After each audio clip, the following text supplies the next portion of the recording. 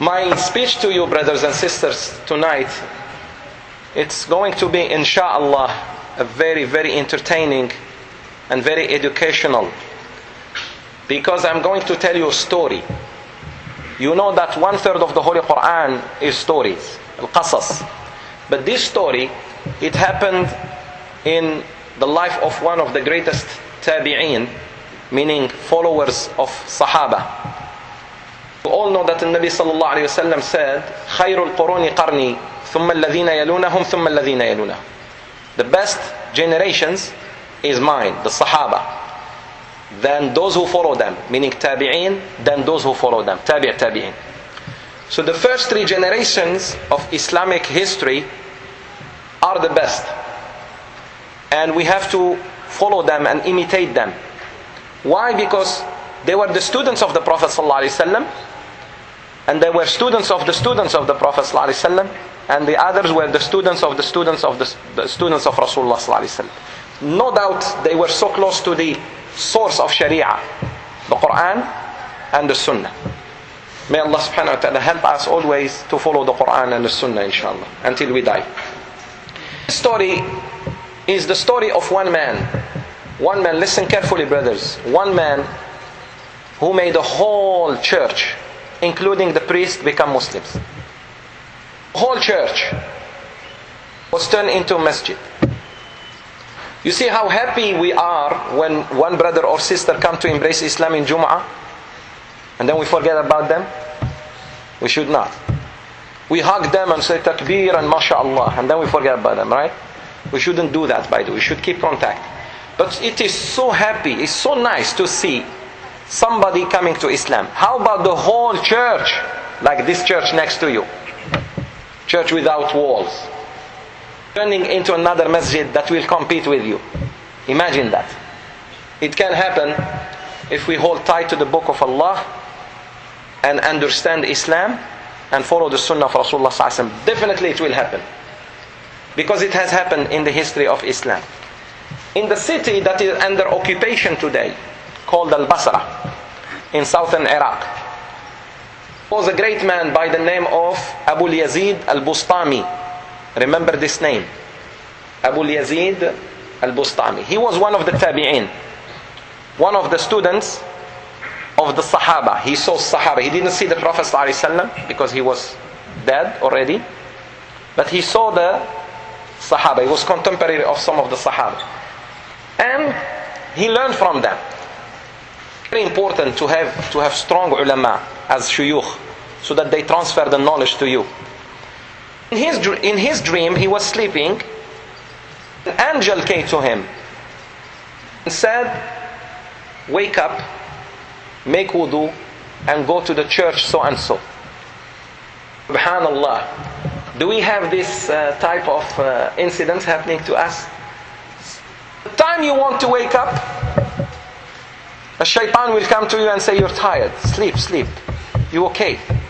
You are hearing the adhan in your computer, and shaitan makes you sleep. When you are a man of Allah, the angels will come and wake you up.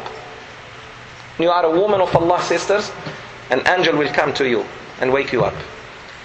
So a hatif means an angel came to him and told him, "Wake up, brother, make wudu and go to church so and so, and stay there."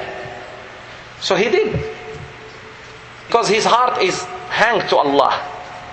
People who are so deeply connected with Allah subhanahu wa ta'ala do certain things that people don't understand. So he went, he made wudu, and he went straight to the church. In the church he found a big congregation before Fajr. Before Fajr, priest sitting with all his congregation like we are doing now. And then listen to what happened. The priest said, "I am not going to speak, as there is among us one of the followers of Muhammad sallallahu alaihi wasallam. There is one Muhammadi among us. He follows Muhammad sallallahu alaihi wasallam." They said, "Oh priest, how did you know? Everybody looks the same." He said, "Simahum fi wujuhihim min athar as-sujud." You can see it in their faces because of the sujood. They have khatam as-sujud. And that's how you know a mu'min, a Muslim, he or she, you can see in their faces are shining with wudu. They make wudu 5 times a day. Although they have wudu, they go renew wudu. They make a lot of sujood to Allah. So you can know a Muslim in his face, subhanallah. And he said they were like pressuring me to get out. So I insisted just to sit and be quiet. And I sat down and I was quiet. He said, Wallahi, I will not leave حتى يحكم الله بيني وبينكم. I will not leave until Allah subhanahu wa ta'ala judges between me and you. And he sat down. And the priest started preaching. Then the priest went to him, straight to him, and said, you are the one from the ummah of Muhammad sallallahu alaihi wasallam, isn't it? He said, yes.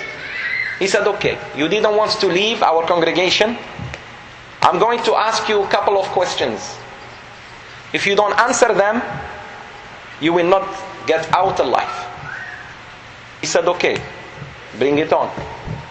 Ask anything you want. Ask anything you want. Now the priest wants to embarrass this Muslim who came from nowhere, answering Allah's call in his ear, in his dream, to wake up and go.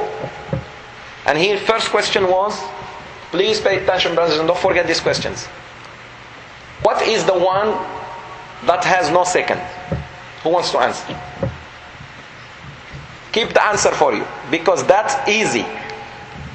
The second one and the third and up to 21, 22 questions, you get lost. So let me tell you the questions, and then inshallah translate them, and then you keep them in your memory. Number 1 was, what is the one that has no second? The Shaykh now is installing the questions in his mind. The second question was, what are the 2 that has no third?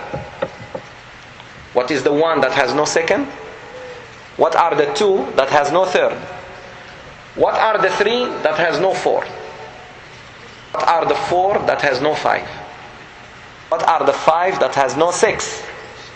What are the 6 that has no 7? What are the 7 that has no 8? See the questions? First one, okay, easy. Second, third. Now if you make one mistake, you are not going to go out alive. And the congregation are very happy now. They're checking their sheikh, their priest. And the other sheikh is just sitting like this. But he was arif billah. He was a man who understood very well who is Allah. So he was connected with Allah subhanahu wa ta'ala. And then they said, what are the 8 that has no 9? What are the 9 that has no 10?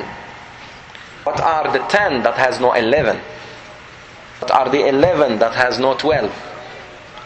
What are the 12, or what is the miracle that consists out of 12 things? What is the miracle that has 12 things? And what are the 13th? The 13 that has no 14. Are you with me, sisters, there? Thank you. What is the thing that breathes, yet it doesn't have a soul? Something that breathes, but has no soul in it. And then, what is the grave that moved with the person that was inside? What is the grave? Grave. Like all of us are going to that grave soon. Allah knows. Yet it moved. It was a mobile, like a mobile phone. It was a mobile grave. And what are the people who lied, yet they entered Jannah? These are the questions. Now it's building. Pressure is building. What are, or who are the people who spoke the truth, yet they end up in hellfire? What are the people who lied but entered paradise? And what are the people, or who are the people who spoke the truth yet end up in hellfire? Interesting, right, guys? You are very curious now. MashaAllah, I see it in your faces. What is the thing that Allah created and yet He didn't like it? Allah created something and He didn't like it. What is the thing that Allah created and made it very great? Something great. Allah created, but He said it's a great thing. It's a big thing. And then, What are the things that Allah subhanahu wa ta'ala created without father and without mother? What is the tafsir of وَالذَّارِيَاتِ ذَرْوًا? There is a surah called Surah al-Dhariyat. What is the tafsir of the verse وَالذَّارِيَاتِ ذَرْوًا وَالْحَامِلَاتِ وِقْرًا أَنَّ الْجَارِيَاتِ يُسْرًا أَنَّ الْمُقَسِّمَاتِ أَمْرًا. Many Muslims don't know this. Many ulama even don't know this. Tafsir of this ayah. What are they? And then he said to him, what is the tree that has 12 branches? In each branch there is 30 leaves. And in each leaf there are 5 fruits. 3 of them in the sun, in the dhill, in the shade, and 2 of them under the sun.